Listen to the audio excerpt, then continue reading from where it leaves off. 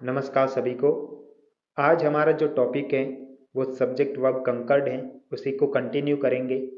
और हमेशा की भांति आज भी 10 सेंटेंसेस ले रहे हैं एग्जाम्पल्स के रूप में, जिसे हम क्लियर करेंगे कि इसके अंदर जो सब्जेक्ट है वो किस फॉर्म में होगा और इसके साथ लगने वाली जो वर्ब की फॉर्म है वो किस फॉर्म में होगी और इन दोनों में डिफरेंस क्या है। तो डिफरेंस ये है आज के सेंटेंसेस के अंदर कि आज हमारा जो सब्जेक्ट होगा वो सब्जेक्ट किसी एक नाउन या प्रोनाउन से मिलकर नहीं बना होगा, जबकि आज जो सब्जेक्ट बनेगा वो सब्जेक्ट उसके पूर्व में प्रेपोजिशन ऑफ लगने के बाद उसके पूर्व में या तो कोई नाउन होगी या फिर उस नाउन के पूर्व में कोई डिटरमिनर होगा। अब जब नाउन के पूर्व में जब डिटरमिनर लग जाता है तो फिर उस नाउन का फॉर्म बदल जाता है कि वह नाउन फिर सिंगुलर फॉर्म में है या फिर प्लूरल फॉर्म में है, क्योंकि डिटरमिनर नाउन को क्वालिफाई करता है, वो उसको डिफाइन करता है कि नाउन, वो उसकी मात्रा बता देता है कि वो मात्रा में अधिक है या कम, या फिर वो संख्या बताता है कि जो नाउन है वह संख्या में अधिक है या कम। और उसी से उस पूरे सब्जेक्ट का फॉर्म बन जाता है कि उसके वो सब्जेक्ट किस फॉर्म में है, वो सब्जेक्ट सिंगुलर फॉर्म में है या फिर वो सब्जेक्ट प्लूरल फॉर्म में है। अगर वह सब्जेक्ट सिंगुलर फॉर्म में है तो उसके बाद उसके साथ लगने वाली जो वर्ब होगी वो भी सिंगुलर फॉर्म में होगी, और अगर वो सब्जेक्ट प्लूरल फॉर्म में है तो उसके बाद उसके साथ लगने वाली जो वर्ब की फॉर्म है वो प्लूरल फॉर्म में होगी। तो शुरू करते हैं। सबसे पहला जो सेंटेंस है वो है the rules of this book is और आर इजी। इसके अंदर आपको क्या दिखाई दे रहा है? इसके अंदर जो हमारा सब्जेक्ट है वह the rules of this book है, और इसी के अकॉर्डिंग आगे इज या आर आना चाहिए। इज जो कि सिंगुलर है, आर जो कि प्लूरल है। लेकिन हमें ये समझना पड़ेगा कि ये सब्जेक्ट सिंगुलर फॉर्म में है या प्लूरल फॉर्म में है। तो हम क्या करेंगे, हम देखेंगे कि इसके अंदर एक तो नाउन है वो है रूल्स, एक है बुक। लेकिन बात किसकी हो रही है इसमें? बुक की बात हो रही है या रूल्स की बात हो रही है? तो अब से क्या होता है, अब से हम किसी का जो दिखाते हैं वो संबंध दिखाते हैं कि किसी चीज का संबंध किससे है, यानी कि रूल्स का संबंध किससे है? बुक से है। तो यहाँ पर बुक के रूल्स की बात हो रही है या बुक की बात हो रही है?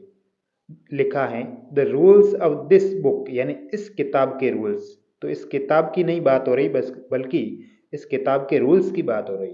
और जब किताब के रूल्स की बात हो रही है तब रूल्स किस फॉर्म में है ये देखो। तो रूल्स जो हैं वो प्लूरल फॉर्म में है, क्योंकि इसके पीछे एस लगा है। सिंगुलर होता है रूल, जबकि प्लूरल होता है रूल्स।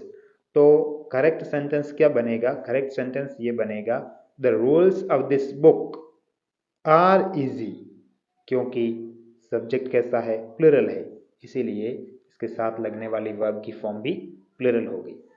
नेक्स्ट सेंटेंस है the colour of these pens are is yellow. इसमें सब्जेक्ट की पहचान करो। जब तक वर्ब नहीं आ जाती तब तक वह सब्जेक्ट माना जाएगा, और सब्जेक्ट है the colour of these pens. अब ये सब्जेक्ट किस फॉर्म में है? तो ये सब्जेक्ट, इसके अंदर नाउन की पहचान करो। एक तो नाउन है कलर, एक नाउन है पेन्स। अब इसमें बात किसकी हो रही है? पेन्स की हो रही है या पेन के कलर की बात हो रही है? The colour of these pens, यानी इन पेन्स का जो कलर है उसकी बात हो रही है। और कलर किस फॉर्म में? कलर सिंगुलर फॉर्म में है। तो स्वतः ही ये जो सब्जेक्ट है वो अपने आप में क्या है? वो सिंगुलर है, इसीलिए इसके साथ लगने वाली जो वर्ब की फॉर्म है वो भी सिंगुलर होगी। तो करेक्ट सेंटेंस होगा the colour of these pens is yellow, यानी इन पेन का जो कलर है वो येलो है। सेंटेंस नंबर थर्ड है a number of boys has और हैव कम। इसमें पहचान करो। इसमें जो बॉयज से पूर्व लगने वाला जो डिटरमिनर है वो है अ नंबर ऑफ, और अ नंबर ऑफ का मतलब होता है मैनी, यानी संख्या में ज्यादा। तो संख्या में ज्यादा है, और अ नंबर ऑफ के बाद हमेशा जो नाउन आती हैं वो आती हैं प्लूरल फॉर्म में। अ नंबर ऑफ के बाद में जो नाउन आती हैं वो प्लूरल फॉर्म में ही आती है। इसका मतलब है नंबर ऑफ पूरा का पूरा जो है वो दिखा रहा है मैनी, यानी कि अधिक संख्या, जो कि अधिक दिखा रहा है। इसका मतलब ये पूरा का पूरा जो सब्जेक्ट होगा वो सब्जेक्ट प्लूरल होगा। अ नंबर ऑफ बॉयज़ का मतलब होता है बहुत सारे लड़के, तो बहुत सारे लड़के अपने आप में प्लूरल है, इसीलिए इसके साथ लगने वाली जो वर्ब है वो भी प्लूरल होगी और वो है हैव। तो करेक्ट सेंटेंस होगा a number of boys have come, मतलब बहुत सारे लड़के आए।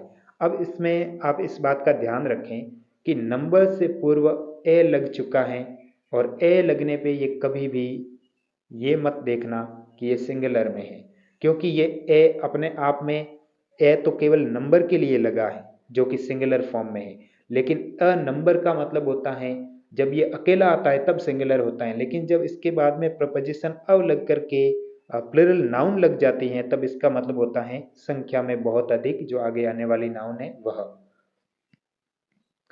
अब सेंटेंस नंबर 4 देखो, the number of boys is और आर डिक्रीजिंग। इसके अंदर क्या होता है, इसमें भी देखो जो बॉयज से पूर्व में अ प्रपोजिशन लग करके द नंबर आया है, यहाँ पे अ नंबर था, यहाँ पे द नंबर है। अब इन दोनों में फर्क क्या है, इन दोनों में फर्क ये है कि अ नंबर अब का मतलब होता है संख्या में ज्यादा या ढेर सारे, मैनी, जबकि द नंबर का मतलब होता है ये जो नंबर, द का मतलब होता है द उसी के पूर्व लगता है जब वह नाउन निश्चित हो जाती है। और इसमें यहाँ पे जो नंबर है, नंबर का मतलब होता है संख्या, और ये संख्या निश्चित है, तो फिर ये संख्या किस रूप में है, ये सिंगुलर फॉर्म में है। इसीलिए ये द नंबर, अब यहाँ पे जो सब्जेक्ट बनेगा ये सब्जेक्ट बॉयज के अकॉर्डिंग नहीं बनेगा, द नंबर के अकॉर्डिंग बनेगा, और द नंबर जो है वो अपने आप में सिंगुलर फॉर्म में है, इसीलिए ये सब्जेक्ट अब सिंगुलर होगा। ध्यान रखें, अ नंबर आने पर तो सब्जेक्ट प्लूरल होगा, क्योंकि इसके बाद लगने वाली नाउन भी प्लूरल होगी, द नंबर के बाद लगने वाली नाउन भी प्लूरल होगी, लेकिन यहाँ पे सब्जेक्ट, यहाँ पे बात बॉयज की हो रही थी, जबकि यहाँ पे बात बॉयज की हो ही नहीं रही है। क्यों? क्योंकि नंबर के पूर्व में द लग गया, और द लग जाता है तब वह नाउन निश्चित होती है, और अब निश्चित नाउन कौन सी है, वो है नंबर। अब बॉयज की बात ना होकर के बॉयज की संख्या की बात हो रही है, और संख्या किस रूप में है, ये सिंगुलर रूप में है, इसीलिए यहाँ पे सब्जेक्ट होगा सिंगुलर। जबकि यहाँ पे अ नंबर अब का मतलब ही होता था मैनी, यहाँ पे बॉयज की ही बात हो रही थी, नंबर कोई निश्चित नहीं है, इसीलिए क्योंकि जो निश्चित नहीं होता है उसके आगे ए और एन आर्टिकल का यूज होता है, और जो निश्चित होता है उसके पूर्व द का यूज होता है। तो यहाँ पर जो नंबर है वो निश्चित नाउन है, यहाँ पे नंबर निश्चित नहीं है, इसीलिए बॉयज इसमें नाउन है। तो यहाँ करेक्ट सेंटेंस कौन सा होगा, जब ये सब्जेक्ट सिंगुलर है तो करेक्ट होगा इज, और ये सेंटेंस बनेगा the number of boys is decreasing, यानी कि लड़कों की संख्या घट रही है, ना कि लड़के घट रहे हैं, जबकि यहाँ पर लड़कों की संख्या ना आकर के लड़के अधिक संख्या में आए हैं, ये दोनों में अंतर है। सेंटेंस नंबर 5 है, half of the mangoes is और आर बैड। इसके अंदर आप ध्यान दो, इसके अंदर नाउन कौन सी है, वो नाउन है मैंगोज, और इसके पूर्व में क्या लगा है, हाफ यानी आधा। अब इसका मतलब है हाफ ऑफ द मैंगोज यानी मैंगोज का आधा, तो पूरे मैंगोज की बात नहीं हो रही, इसके आधे की बात हो रही है। लेकिन आधा कितना, ये आधा सिंगुलर भी हो सकता है, आधा प्लूरल भी हो सकता है। कैसे? कि इसके बाद में आने वाली जो नाउन है वो किस रूप में है। अब ये आधा कितनी संख्या का आधा है, ये बहुत सारी संख्या का आधा है, क्योंकि मैंगोज अपने आप में प्लूरल फॉर्म में है, यानी बहुत सारे आम है उसमें से आधे, न कि एक आम है उसका आधा।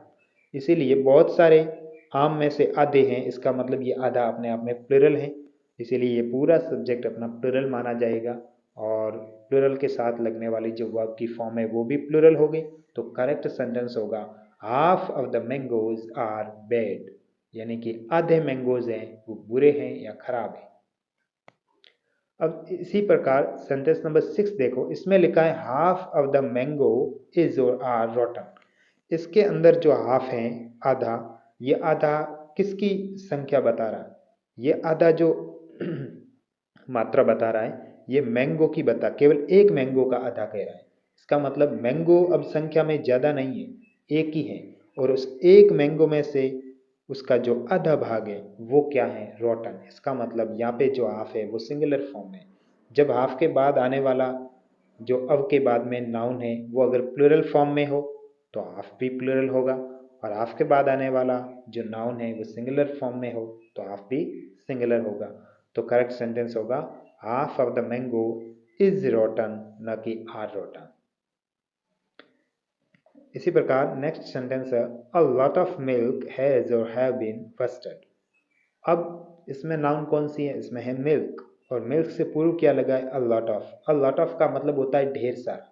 अब देखो मतलब ढेर सारा होता है, लेकिन लॉट के पूर्व में जब हम ए लगा देते हैं तब ये पूरी के पूरे नाउन या सब्जेक्ट को क्या कर देता है, ये कर देता है सिंगुलर फॉर्म में। जब लॉट के पहले ए नहीं लगता तब ये ध्यान रखना है, तब फिर वह कर देता है पूरे के पूरे सब्जेक्ट को किस रूप में, फिर प्लूरल रूप में कर देता है। तो अ lot of milk, a lot of milk. अब देखो ये जो मिल्क है ये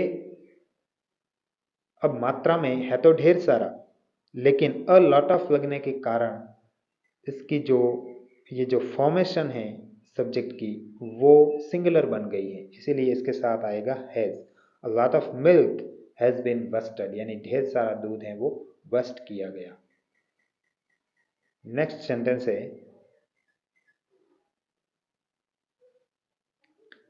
अब देखो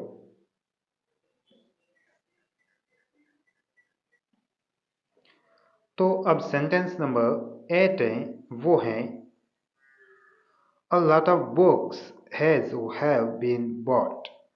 इसके अंदर फिर से यूज क्या हुआ है, बुक से पहले वो हुआ अ lot of. A lot of का मतलब होता है ढेर सारा। तो इसके बाद में जब अनकाउंटेबल नाउन थी तो अनकाउंटेबल नाउन हमेशा कैसी होती हैं, वो होती हैं सिंगुलर फॉर्म में, और काउंटेबल किस फॉर्म में होती है, प्लूरल फॉर्म में। अब अ लॉट ऑफ के बाद आने वाली यहाँ पर बुक्स जो नाउन है वो प्लूरल फॉर्म में, इसका मतलब ये पूरा का पूरा प्लूरल है।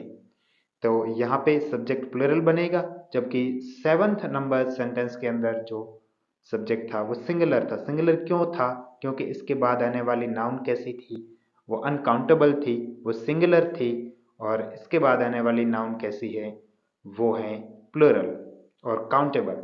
इसीलिए यहाँ पे जो वर्ब की सही फॉर्म होगी वो होगी have. A lot of books have been bought, यानी ढेर सारी किताबें खरीदी गई। सेंटेंस नंबर 9 है, वो है लॉट्स ऑफ मिल्क वॉज और वर बॉट, यानी ढेर सारा दूध। अब फिर से यहाँ पर भी लॉट्स का मतलब भी वही होता है ढेर सारा। ढेर सारा मिल्क जो है वो ब्रॉट यानी लाया गया। तो अब फिर से लॉट्स के बाद आने वाली जो नाउन है वो किस फॉर्म में है, वो सिंगुलर फॉर्म में है और अनकाउंटेबल है। इसका मतलब ये पूरा सब्जेक्ट जो है वो कैसा है, वो सिंगुलर फॉर्म में है। तो lots of milk was brought, ना कि वर ब्रॉट। और 10 नंबर सेंटेंस है लॉट्स ऑफ मैन हैज और हैव कम। अब इस लॉट्स के बाद में बहुत सारे, इस लॉट्स का मतलब ये होता है बहुत सारा।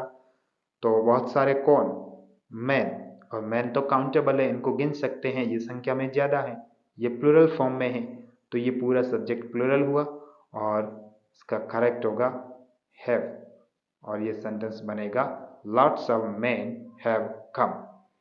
तो इन 10 सेंटेंसेस के अंदर आपने देखा कि जब एक सब्जेक्ट होता है तो ये सब्जेक्ट हमेशा नाउन से बनता है, लेकिन इस नाउन से पूर्व या तो कोई एडजेक्टिव हो सकती हैं या डिटरमिनर हो सकता है, या फिर ये सारे एडजेक्टिव ही होते हैं, डिटरमिनर हो या कोई अन्य नाउन भी हो सकती हैं। तब हमें ये ध्यान रखना है जब कोई अब लगा करके अन्य नाउन हो तब तो इस नाउन के अकॉर्डिंग ही सब्जेक्ट माना जाता है सिंगुलर या प्लूरल। जबकि इस नाउन के पूर्व कोई एडजेक्टिव या डिटरमिनर आ जाए तब हमें ये देखना पड़ता है कि वो किस रूप में है। वो अगर मात्रा दिखा रहा है किसी नाउन की, अनकाउंटेबल की, तो फिर वो क्या होगा, तो सिंगुलर होगा। और वह संख्या दिखा रहा है किसी नाउन की, और वो भी ज़्यादा दिखा रहा है, संख्या एक न दिखा करके दो या दो से ज़्यादा दिखा रहा है, तब जो सब्जेक्ट होगा वो प्लूरल होगा। Thank you.